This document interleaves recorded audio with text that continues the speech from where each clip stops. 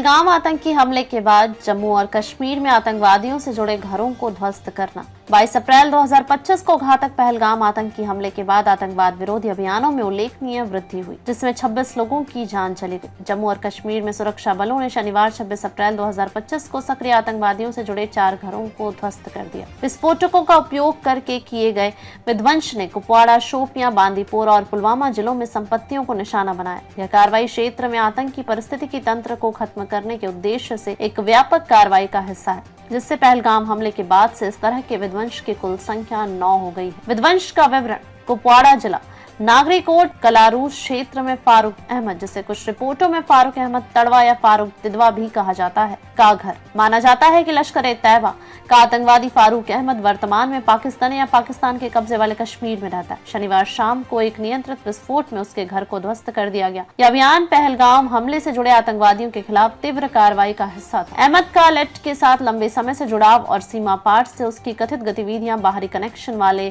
गुर्गों को निशाना बनाने पर ध्यान केंद्रित करती है। शोपियां जिला जैनपुरा क्षेत्र, जिसे कुछ रिपोर्टरों में छोटीपोरा भी कहा जाता है, के वंदना गांव में मोहम्मद शफी डार के बेटे अदनान सफी डार का घर। 2024 से लेट और द रेजिस्टेंस फ्रंट TRF दोनों से जुड़े अदनान सफी डार का घर शनिवार रात को ढहा दिया गया। यह विध्वंस आतंकवादी रैंकों में अपेक्षाकृत नए भर्ती किए गए लोगों को निशाना बनाने को रेखांकित करता है, जो शून्य सहिष्णुता की नीति का संकेत देता है। लेट के एक छाया समूह TRF के साथ डार की भागीदारी क्षेत्र में आतंकवादी नेटवर्क की विकसित प्रकृति को दर्शाती है। बांदीपुरा जिला नास कॉलोनी में अब्दुल अहीद शिरगोजरी के बेटे जमील अहमद शिरगोजरी, जिसे शेरगोजरी भी लिखा जाता है, का घर 2016 से सक्रिय लश्कर-ए-तैयबा आतंकवादी जमील अहमद का घर शनिवार रात को हुए विस्फोट के बाद ध्वस्त कर दिया गया। घटनास्थल से प्राप्त दृश्यों में काफी तबाही दिख रही है। स्थानीय लोग मलबे में सामान निकालने के लिए छानबीन कर रहे हैं। शिरगोजरी की आतंकवाद में लंबे समय से संलिप्तता उसे एक उच्च मूल्यवान लक्ष्य के रूप में चिन्हित करती है और विध्वंस ने आतंकवादियों के गुर्गों के खिलाफ एक निवारक के रूप में कार्य किया है। पुलवामा जिला त्राल क्षेत्र के खासीपुरा में आमिर नजीर वानी का घर है। जैश-ए-मोहम्मद का आतंकवादी आमिर नजीर वानी, जो 2024 में आतंकी गतिविधियों में शामिल होने वाला था,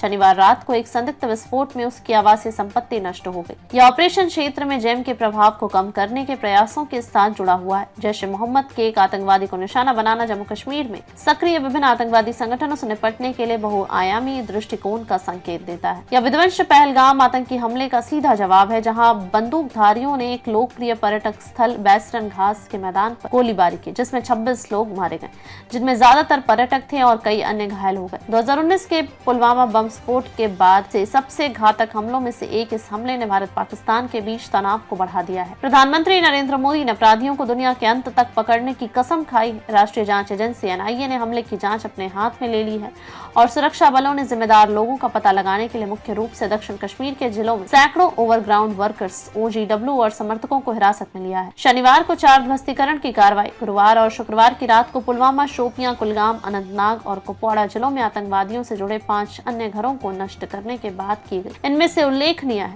एहसान उल हक शेख पुलवामा, जिसे 2018 में पाकिस्तान में प्रशिक्षित किया गया था और हाल ही में वह घाटी में वापस घुसपैठ कर आया था। शाहिद अहमद कुट्टे, शोपियां, 3 से 4 वर्षों से सक्रिय लश्कर का एक शीर्ष कमांडर। जाकिर अहमद गनी, कुलगाम, आतंकवाद से संबंधित गतिविधियों के लिए 2023 से निगरानी में है। आदिल हुसैन थोकर, अनंतनाग और आसिफ शेख, पुलवामा, दोनों ही पहलगाम हमले से जुड़े लश्कर के गुर्गे हैं।